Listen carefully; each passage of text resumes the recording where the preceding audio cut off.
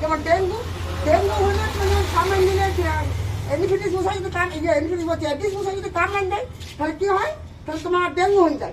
তাকে কী বলি আমরা, যে মশারি টাঙিয়ে শুক।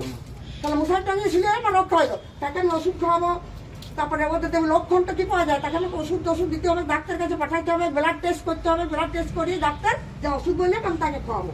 ঠিক আছে, তাহলে তার কী হবে, ডেঙ্গু থেকে সে মুক্তি পাবে। হ্যাঁ, আর যদি তোমার খুব কষ্ট হয় কিন্তু ডেঙ্গু, তাতে ডেঙ্গু হয় তোমার থেকে পরিষ্কার জল হয়। সে পরিষ্কার জল যদি তুমি ঢাকারি না রাখো, সেই জলে কী করে ডিম পারে। হ্যাঁ, সেই ডিম জানো তুমি জলটা পরিষ্কার করার সময় গায়ে ঘুরতে যাতে ডিমগুলো না থাকে তোমাকে পরিষ্কার করতে হবে। হ্যাঁ, সে পরিষ্কার তোমার যদি তুমি এমনিতে রেখেও দাও উপর করে, সেটা 2 বছর পর্যন্ত থাকবে সেই ডিমটা বেশি। পরিষ্কার করতে হবে, জল দেওয়ার সময় রাখতে হবে।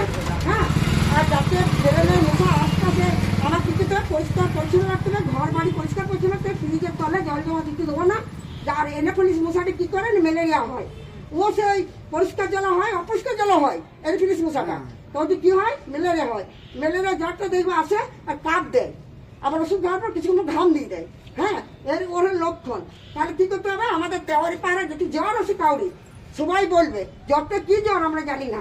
তাহলে সে যদি দেখবে 2 দিন 3 দিন জ্বর হয়েছে, জ্বর ছাড়ছে না, ওষুধ খেলাম, তখন আমাদের তেওয়ারি পাড়া যাবে।